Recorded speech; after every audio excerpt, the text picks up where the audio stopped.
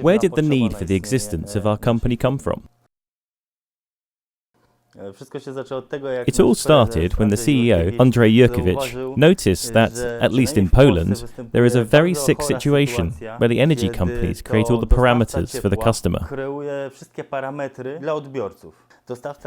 The energy companies are interested in selling as much energy as possible, making it as warm inside as possible. They ensure the water is always piping hot, even at 3 in the morning when it is not needed. This makes it expensive, and it's also not good for the environment. That arrangement may have worked 20 years ago, when energy was cheap and environmental protection was not yet on everyone's lips. Then it was a case of, if it ain't broke, don't fix it. But now, no. We must ensure that our children are able to enjoy a reasonable climate. We didn't think it was right that, in a world that has gone so far forward in recent years, the heating industry should be stuck with the solutions of 20 years ago. Rich entities can afford very expensive and very heat-effective solutions. However, residents in communities and smaller cooperatives have neither the finance nor the technical background needed.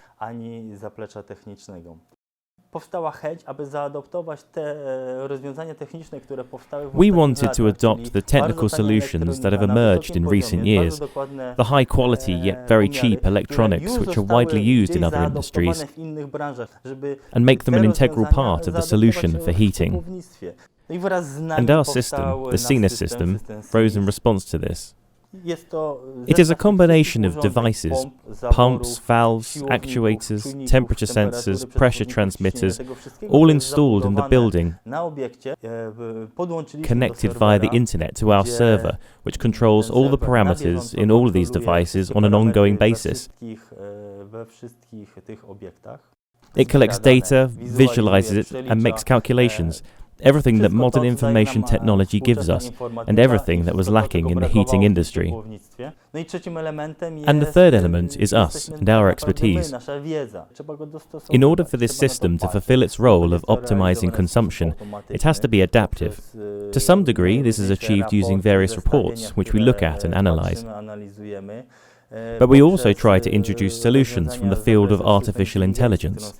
You look at what is happening in any given device, both in a remote way and also physically on the spot.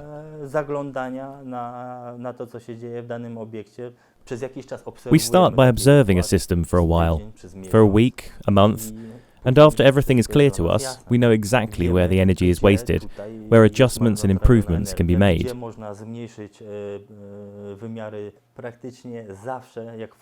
Practically always when we enter, 20% is, I think, the minimum level of cost reduction that we are able to achieve.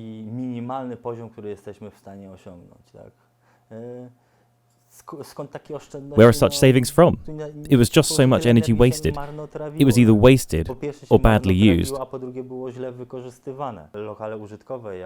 Companies and banks that don't work on weekends and yet will sometimes have heat delivered over weekends. We know from our experience how, in a few simple moves, we can make savings of 10 to 20%.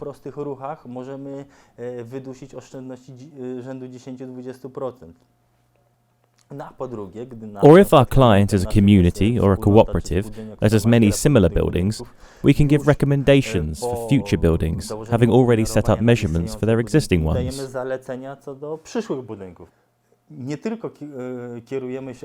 We are not only driven by savings, but equally important to us is the comfort of tenants. That's why we really avoid the word savings. The key is optimization.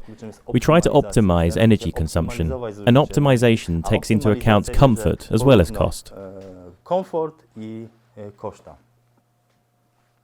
That's all there is to it. What else is there to say?